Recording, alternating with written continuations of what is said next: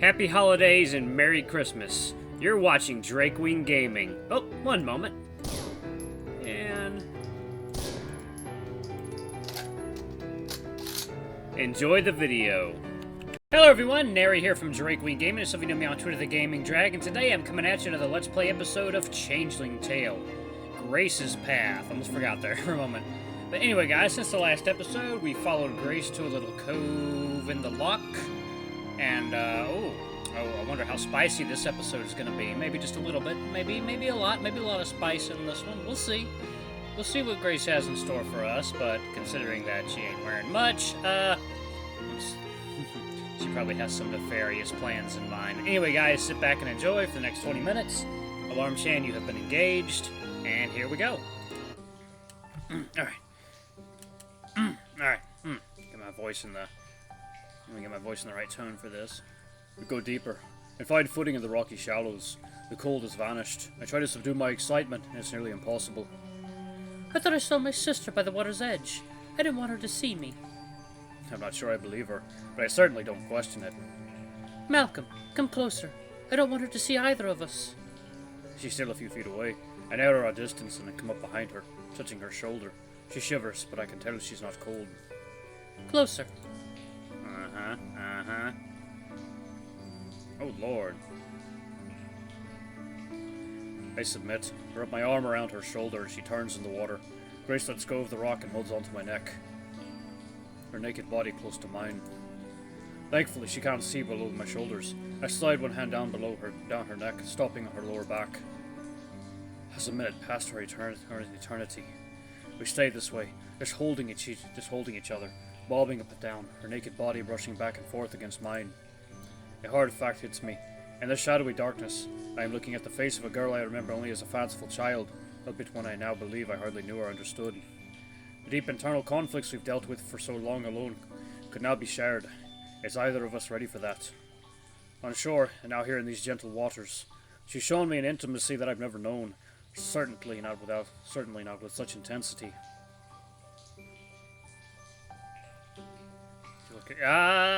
Damn it! Kiss. My chest tightens as I realize I am starting to covet her sweet and salty wit, as well as her taste. Her smile is as wide as the seas, and I know mine must be as well. Her gaze falls onto my lips, she thinking the same thing. Before she can look back up, I brush my lips against her forehead, tasting the salt on her skin. She holds me tighter, which urges me on. When she does look up, I quickly move in and kiss her on her open mouth. The softness of her wet lips against mine deepens my desire immediately, and she begins kissing me more intensely. Her tongue dips gingerly into my mouth, and our kiss deepens further. I've all but given up hiding my arousal as our arms slide adventurously around each other's hips and shoulders. My heart races as it's all going so fast. Grace places her hand on my chin, and gently but firmly we break apart. My chest still throbs, caught up in the heat of the moment, and she wears a giddy smile too. The yellow shimmer of the afternoon's despairing sunlight breaks through the crack of the cove's entrance and reflects off of Grace's cheeks. There's no doubt I am smitten. Malcolm? Yes? Thanks for going swimming with me. Anytime, Grace. Anytime. Oh, yes. And then they bang. Yep. Oh, yeah, definitely. Bow, chicka, wow, wow. Back on the shore, I don't glance away while she dresses, and she smiles, letting me know she doesn't mind. I dress myself as well, albeit a little more abashed. We'd been in the water for some time, and I worry I must look like a prune. Grace's porcelain skin, by contrast, is wrinkle-free. Does she moisturize? She makes her way over just as I fasten the highest button, clearing her throat before I can come up with a charming farewell. Have a wonderful evening, Mr. Campbell. Same to you, Miss McLeod. Curt as ever, and so ill suited to the moment. We can't help but laugh. Once again, I fight an urge. This time it's not to question her, but to stop from embracing her and never letting go. I have somehow stumbled upon someone who not only wants to understand me, but can. A support I didn't know I wanted, but one I could now not do without. Oh God, you two make a cute couple. I know she's a feisty one. That's one of the reasons why I wanted to do her first. And just like that, Malcolm found a new piece of his heart when he thought he had lost forever.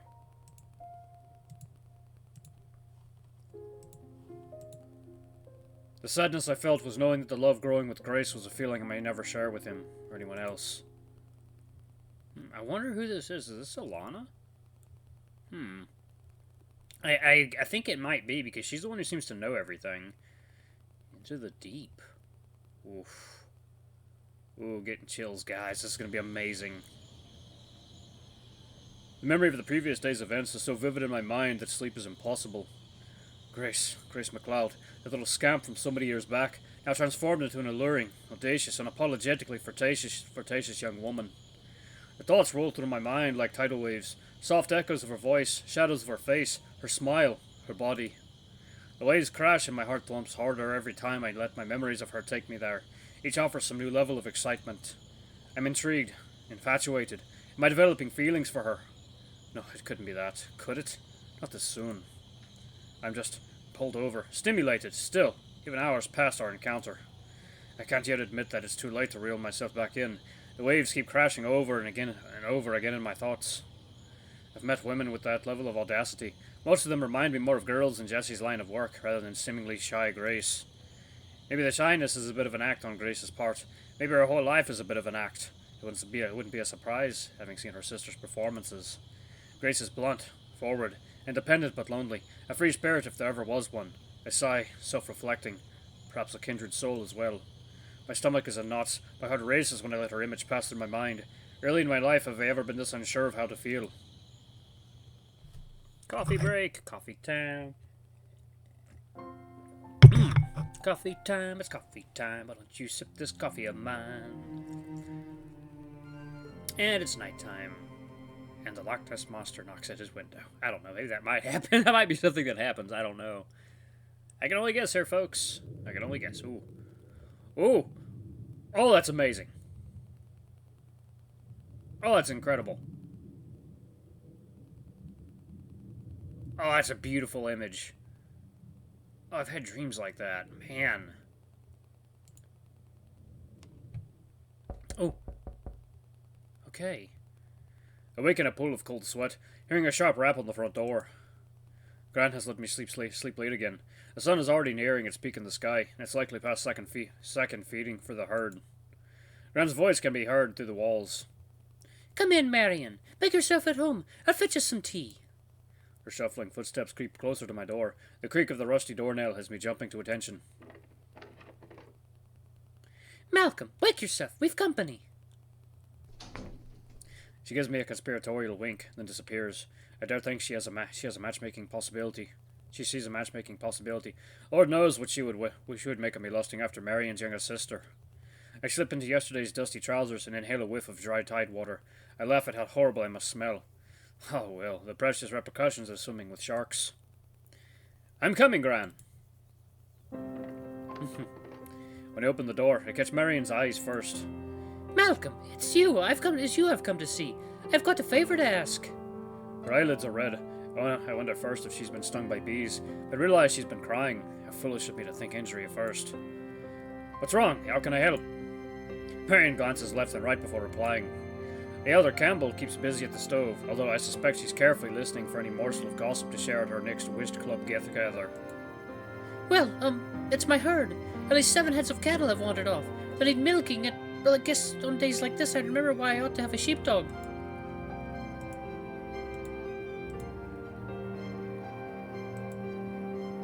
She shrugs. It sounds a bit much, like a cover story. Not something that would bring about a deluge of tears. Still, the MacLeods have proven time and again to be good neighbours, and the least I can do is return the favour. I'm ready, willing and able. Let me grab my shoes and head out with you. We'll have your fair maidens return to you your care in no time. Oh, sneeze! Oh dear lord, that was a big sneeze. I don't understand why your sisters can assist you, Marion. Gran's voice has a tinge of bitterness. I can tell she assumes Marion is here for brighter tidings. They're busy. Marion is as terrible at lying, a sweet soul. Come, Marion. I have much better eyesight than your sisters.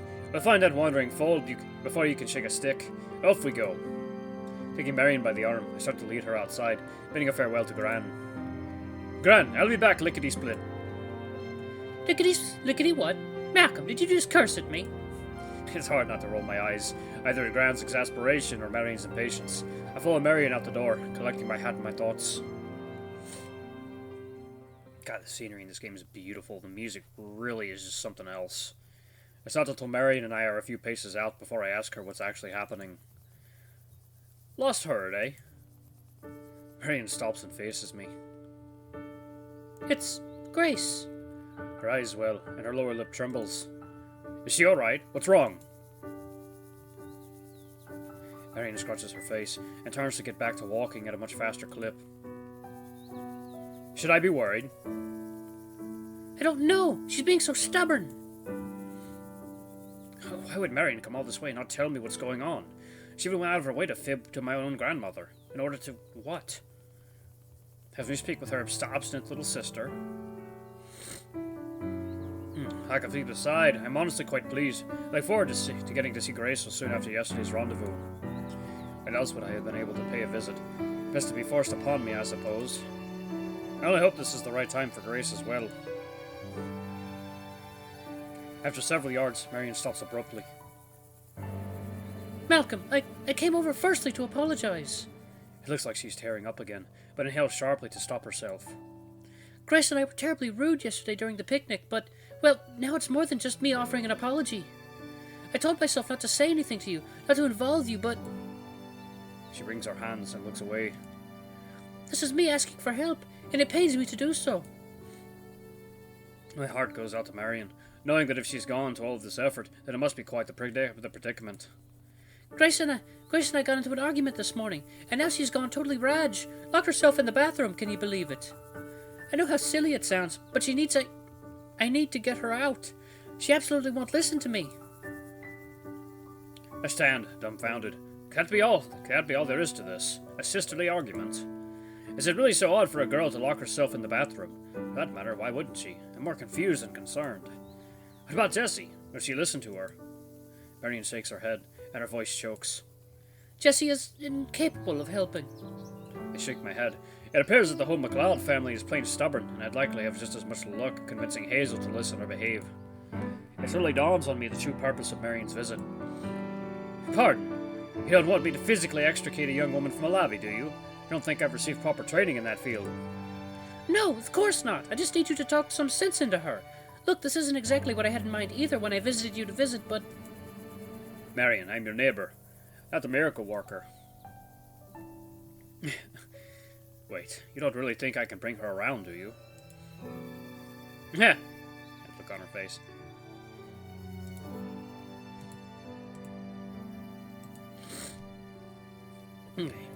Does she... I must stare blankly at the poor Marion for several seconds before she makes to walk off again. Then she turns and stops once more. Well, last night... Marion draws in her breath to speak clearly. Last night, Grace said something that I never expected her to say about anyone. Ever. She told me you're the only one who understands her. I stand, unsure how to respond, as the gravity of the statement sinks in. I finally speak aloud, not sure if I should. Me? Why, I don't... Why would she say that? Grace has surprised me at every turn. She's as unpredictable as the weather, and I feel I have about as much a grasp on her as I do meteorology. Yes, yesterday I found out we have more in common than I'd realized. We shared a moment of closeness, not just in body, but in spirit. Was the moment just that? A convergence of two battered souls in a dark place, taking shelter from the waves in each other's company? Or was it more? It's the same question that had kept me up all night. I've loved getting to know Grace better, but I never would have guessed that our connection went beyond shared heartaches. Am I that special to her? Would Grace truly think that highly of me? I'm surprised by how excited that makes me. I'm allowed to be pleased, right? A tingling in my chest starts to move down through my body to the tips of my toes. I'm nervous, but certainly not for any reason I was expecting. Whatever the case, Marion is unsatisfied with my response. She starts speed walking again, so I must pick up the pace to catch up. What will I say when I get there? What could I possibly say to get Grace to feel comfortable enough to speak to her sister, or at least to alleviate Marion's frustration? Marion finally yells over her shoulder at me. I certainly don't know how to answer that one, Malcolm. You two must have developed quite the rapport. Rapport? I flash back to swimming with a naked woman in the loch. That's one way to put it, I suppose. Marion, wait. Yes, wait up. Bring me your hot-ass sister. Marion doesn't wait, and we get back to the house in no time. Sweat is dripping down my back. Their home is eerily quiet. Marion, out of breath, pushes me toward the levee. She pounds on the closed door. Grace, are you still in there? Still occupied? Go use the basin outside. Hearing Grace's voice ignites a spark inside me. Perhaps something is wrong here. Part of me had believed, had hoped, when he'd arrived to find everything had blown over. No such luck. Wait. What if I'm the cause of this misunderstanding? I glance toward the exit. At least I can beat a hasty retreat if need be. Grace, get out here now. I've gone and fetched Malcolm. Yeah, no pressure. Oh, what? I can't come out, Marion. I won't. Her voice is less angry than resigned, even fearful. Grace, unlock the door. She's turned into a creature. I speak softly, hoping I can be heard through the thin planks. Grace, are you all right? No reply. Marion looks at me again and makes no effort to lower her voice. You see, she's gone and locked herself in there. Won't talk to anyone. She needs to come out now. And it's not just that I need to use the room. It's that I'm worried about you, Grace. We're both given the silent treatment, even after the outburst. Grace, your sister does seem more than a wee bit concerned. If something is wrong, we'd like to help. I lower my voice and lean into the crack in the doorframe. I'd like to help. I receive a heavy sigh in response. There's a light splashing sounds, and the outline of a dripping body comes closer to the door. I'll unlock the door. Wait 1 minute before coming in. Just you. Yes, whatever you like, Grace.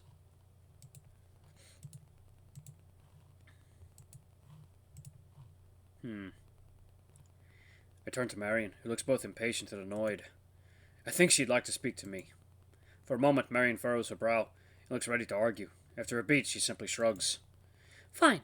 There are chores that need doing, and they aren't going to do themselves. Just let me know what she needs, or I'll continue to worry till I hear differently.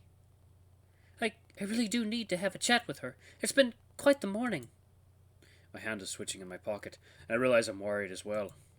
I imagine everything from Grace's physical health at risk to her emotional state of mind after yesterday's intimate afternoon.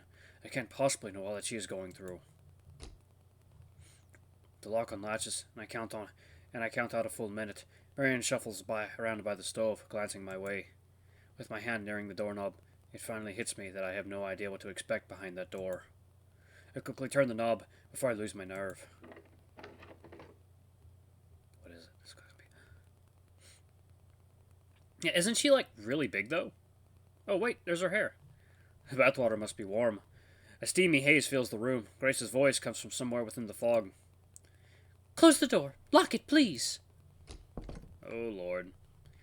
I do as I'm told and turn to face the clawfoot tub. Is she still in there? Oh, Lord. The steam swirls and curls with the air currents. There is a distinct seaweed scent surrounding us. As the clouds of steam part, I see Grace's wet hair and ruddy cheeks poking out of the tub. A pang of anxiety and arousal strikes me as soon as it hits me that she is still in there, and her clothes lie draped over the stool. Does Grace spend the majority of her time in the water, and in nothing else? Or is it just fate that I keep encountering her this way? I remind myself that something may be seriously wrong here, and bring myself back to the task at hand. So, what is going on? Marion is pure concern over you. Marion is always concerned. That's not an answer. It's not the answer you want. Correct. Grace ducks her head underwater, then pops back up, water dripping down her face. She's glowing and adorable, and I can't look away. It's not a simple answer, Malcolm. Please, come closer. Closer, even though I've seen her stark naked. The butterflies in my stomach still multiply tenfold. This woman's complete lack of regard for propriety continues to surprise me. I guess nothing should surprise me about Grace anymore. I do feel obligated and eager to comply, so I pull a footstool closer and take a seat at the edge of the tub, wondering if I'll even get an answer. Fortunately, or unfortunately, her body is concealed by a thick layer of suds. An open box of Epsom salts sits next to the tub. To look at her, once one would assume nothing is wrong. Grace is nary a tear in her eye, nor a hint of despair across her serene face. She's stellar at hiding both her concerns and emotions. I imagine she'd be a champ at any card game. Grace looks at me and begins speaking slowly, almost methodically. A ray of sun is breaking through the curtains and lights up her eyes. Something happened yesterday. It certainly did. She stops to smile. More than just that. Grace turns her gaze from me and fidgets under the water. I start to wonder if she regrets the intimacy we shared. I've never kissed anyone before, Malcolm. It was... I reach out for her shoulder, but she slides it down under the bubbles. It was magical, really. It was everything I'd ever hoped for. I nod in agreement. Oh, how I would love to tell her how much she has consumed my thoughts over the past night. It was truly special, Grace. Her face changes from glee to what looks like remorse. I hope you don't regret anything. Yeah, Malcolm, what happened to your voice? I hope you don't regret anything. Our time together meant a great deal to me. Her forehead wrinkles and her cheeks pinch. She looks away and relaxes her features. Oh, and I'm gonna have to stop it right there, guys. Ooh. You know. Gotta stop it right there, you know. Occupied with the lady in the tub, you know. You know, as you are, as you usually do. Oh, man, this is really good. Oh, I'm loving this bath. It was bed, now it's bath. Bed, bath, and what's the next one? Beyond? Into the lock? Beyond into the lock? Anyway, guys, hope you enjoyed this episode. Don't forget to like, comment, subscribe, and ring that notification bell until the next episode. Till the next video. I love you all. I'll see you next time. Bye-bye!